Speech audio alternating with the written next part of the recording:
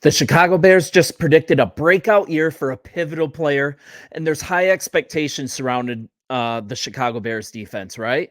They had a strong finish to the 2023 season. Now we have the potential to be a top five defense in the NFL. And I see a lot of chatter out there that in order for Coach Eberflus's 4-3 defense to function to its highest potential, a three tech defensive tackle is an absolute essential, right?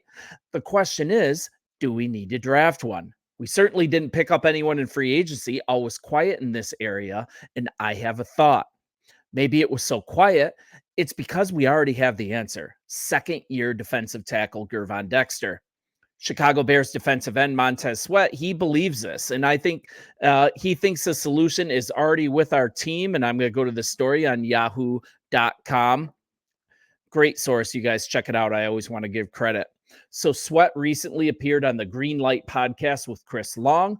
And on that show, he had high praise for defensive tackle Gervon Dexter, even going so far to predict a breakout season for last year's second round rookie. So let's hear what he had to say. You're going to see, man, he's pretty good.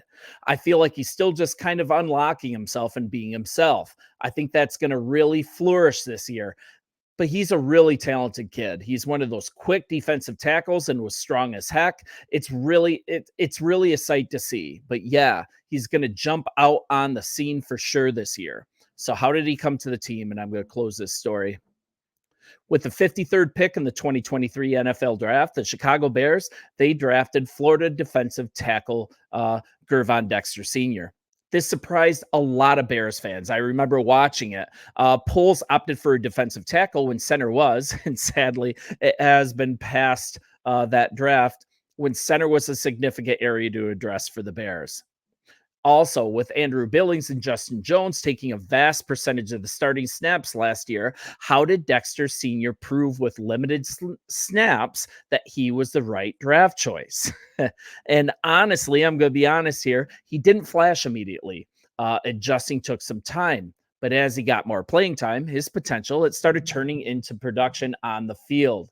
Dexter, he started relatively quiet due to the Bears figuring out how to utilize him in the lineup, I would say. Standing super tall, he's 6'6", he weighs 310 pounds. He presented a formidable presence, eagerly awaiting his chance to contribute on the field. However, giving a crowded defensive tackle room equal playing time, it's hard, right? He had to prove to the Bears that he was worth sharing valuable snaps. As the season progressed, as we got deeper into the year, though, the Bears, they started to figure out ways to give Dexter more playing time, and he started to flash. Dexter Sr. recorded 9 pressures in the first 8 games, but his performance took a positive turn as the season progressed. And by the end of his rookie year, Dexter tallied 20 tackles, 2.5 sacks, 12 quarterback hits, 29 pressures, and 2 pass breakups. It looks like GM Ryan Poles, he believes in him as well. Justin Jones, he was allowed to leave in free agency, and the 3-tech role, it's now wide open. I think Dexter's the favorite here, and it's actually a necessity that he flourishes in this role. And this step forward is the absolute expectation in 2024. We can look back a little bit. We can look at 2023. That draft class is looking like a great one. When looking forward to the upcoming draft, let's look at GM Ryan Poles' second draft class. How are the picks? How did they perform? The first pick, Darnell Wright, I think we can all agree that was a hit. But notably, there was considerable debate over Poles' decision to draft Darnell Wright over Jalen Carter in the first round, right? This is interesting here.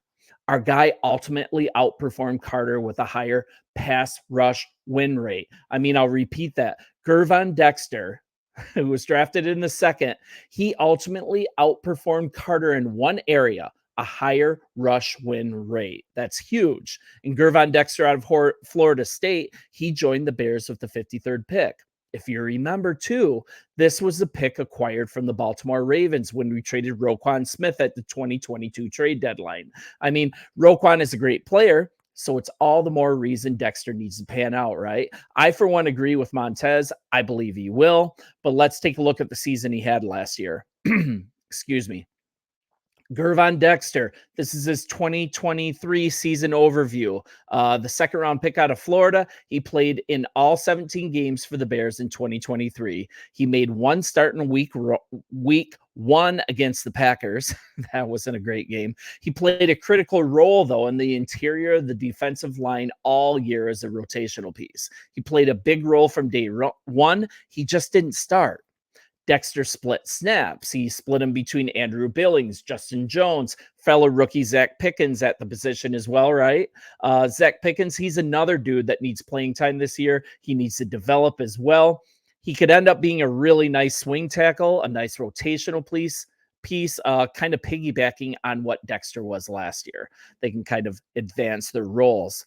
But he wasn't a consistent threat as a pass rusher or run defender in the outset of the year. Like I said, Dexter took some time to adjust, but the rookie continued to show major improvements each week. He stepped onto the field. He started getting better. Dexter ended his season on a high note, too. He should be in line for a higher snap count during his second season in 2024. I believe he's just going to be our new 3-tech in the Flus defense. We also have another advantage and another way to ensure that he develops. That's defensive coordinator Eric Washington. And Washington was previously with the Buffalo Bills as their defensive line coach.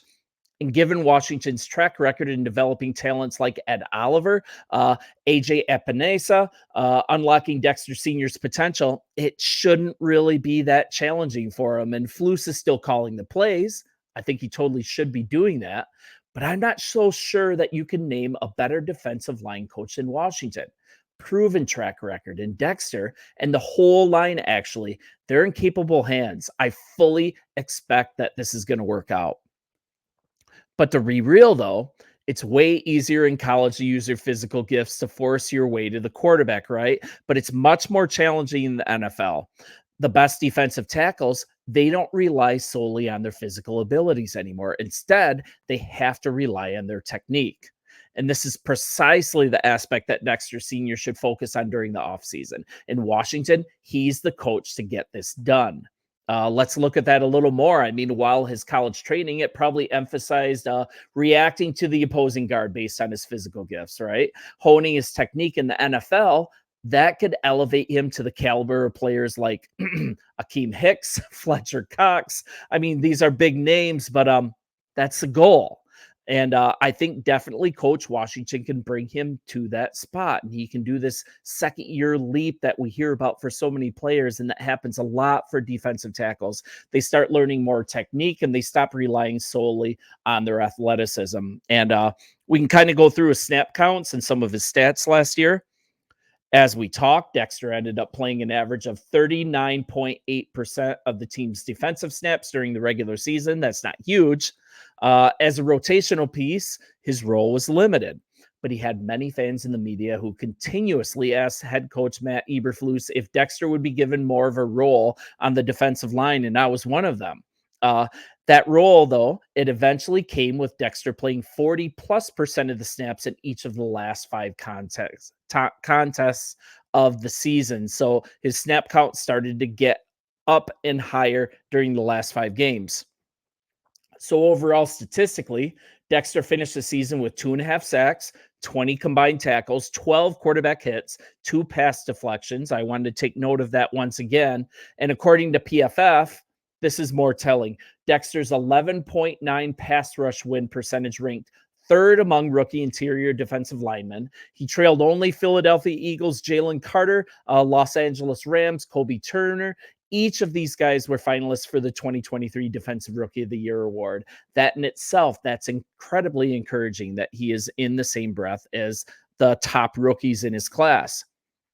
Dexter finished the season with a 65.9 pass rush grade, but he had a disappointing 36.2 run defense grade. That's not great. His overall grade of a 50.9, that ranked 20th on the team's defense. And this is what Coach Washington is needing to focus on, stopping the run. But there's no bigger jump in a player's career than between year 1 and year 2. I've talked about that. We have the proper coaching in place, and hopefully this is the area in his game that sees a huge leap. Dexter's highest graded game, that came in week 5 against Washington Commanders. That was an 85.5. He recorded 2 quarterback hits. He generated a season high 6 total pressures. That was a huge game. And his efforts in that game, that helped the Bears earn their first victory of the season. I mean, he was a big factor as this defense started to turn the corner last year. His lowest graded game, that came in week 17 against the Falcons, 34.5. He finished the game with 4 total pressures. He added 1.5 sacks, but PFF, they credited Dexter with such a low grade because his run defense grade was only 29.8. That completely tanked his overall performance. And if he's going to be a 3-tech, he needs to be able to hold up against a run, right? We need Washington to coach him up. Once again, it's a run defense that's the issue. But on a team that's missing a consistent pass rush outside of Montez Sweat, Dexter, he could be a force in year 2, right? And if we also draft like a stud defensive end to complete this line, man, the sky might be the limit for this line, paired with arguably the best secondary in the league. Oh man. Let's look at a couple notable plays, and then I'll end this video. It took Dexter a while, right, to really get going. But in week 14 against the Detroit Lions, he was finally able to record his first sack in the NFL. I remember that. The most exciting part of Dexter's rookie season, that was showing flashes against some of the top offensive linemen in the league. He got this pressure in particular against Lions all-time pro tackle, Sewell, right? That's one of the best pro tackles in the league. This was the first time, too, I started getting excited about just what we have in Dexter.